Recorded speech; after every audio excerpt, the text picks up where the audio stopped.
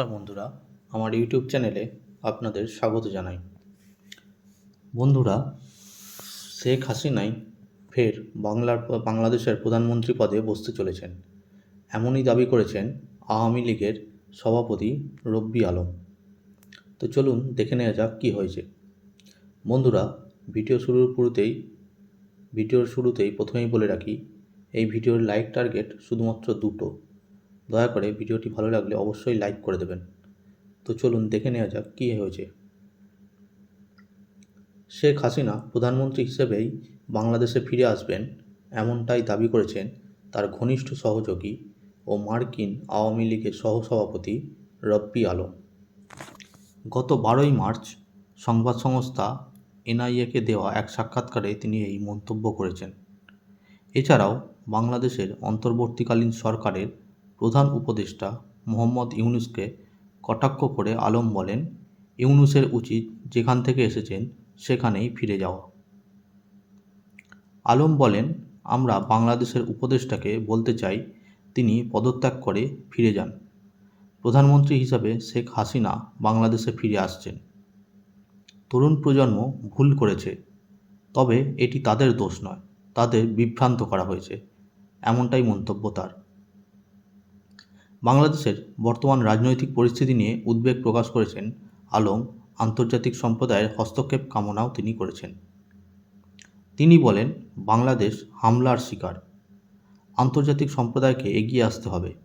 রাজনৈতিক বিদ্রোহ স্বাভাবিক, কিন্তু বাংলাদেশে যা ঘটেছে তা বিদ্রোহ নয়, বরং সন্ত্রাসবাদ।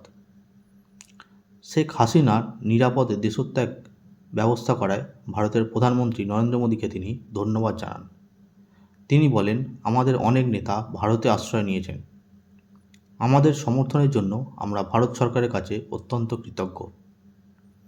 প্রধানমন্ত্রী শেখ হাসিনা নিরাপদ ভ্রমণের ব্যবস্থা করায় আমি প্রধানমন্ত্রী নরেন্দ্র মোদীকেও ধন্যবাদ জানাই।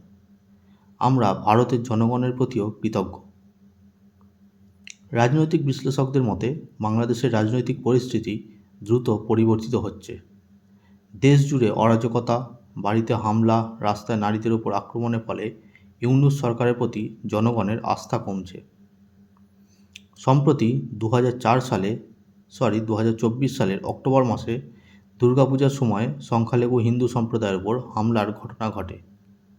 ঢাকায় জুম্মার নামাজের পর সাম্প্রদায়িক সংঘর্ষের ঘটনায় পুলিশ 3 থানায় পৃথক মামলায় 4000-এরও বেশি অজ্ঞাত পরিচয় ব্যক্তিকে অভিযুক্ত করেন। তাদের বিরুদ্ধে ভাঙচুর, নিরাপত্তা কর্মীদের মারধর এবং বাধা দেওয়ার অভিযোগ আনা হয়। এই সহিংসতায় 13 থেকে 20 অক্টোবর পর্যন্ত 9 জন নিহত হন, যার মধ্যে 6 জন মুসলিম ও 3 জন হিন্দু সম্প্রদায়ের। আহত হন প্রায় 200-রও অধিক মানুষ। এই পরিস্থিতিতে ইউনূস সরকারের প্রেস সচিব শফিকুল আলম স্বীকার করেন যে সংখ্যালঘুদের টার্গেট করে হিংসা হয়েছে। তিনি জানান, এইসব ঘটনায় 70 জনকে গ্রেপ্তার করা হয়েছে এবং 88টি মামলা দায়ের হয়েছে। এই সহিংসতার ফলে বাংলাদেশের জনগণ যথেষ্ট উদ্বিগ্ন। কলকাতায় চিকিৎসা ও শিক্ষার জন্য আসা বাংলাদেশিরাও তাদের পরিবার পরিজনের নিরাপত্তা নিয়ে চিন্তিত। তারা জানান, দেশে পরিবারের সঙ্গে যোগাযোগ করতে পারছেন না এবং দেশে ফেরার বিষয়ে তারা অনিশ্চয়তায় ভুগছেন।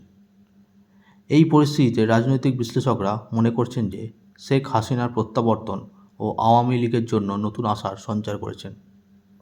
দেশের জনগণও একটি স্থিতিশীল ও শান্তিপূর্ণ পরিবেশ প্রত্যাশা করছে, যেখানে সাম্প্রদায়িক সম্প্রীতি ও আইন শৃঙ্খলা বজায় থাকবে।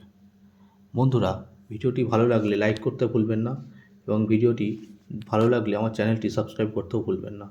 ধন্যবাদ।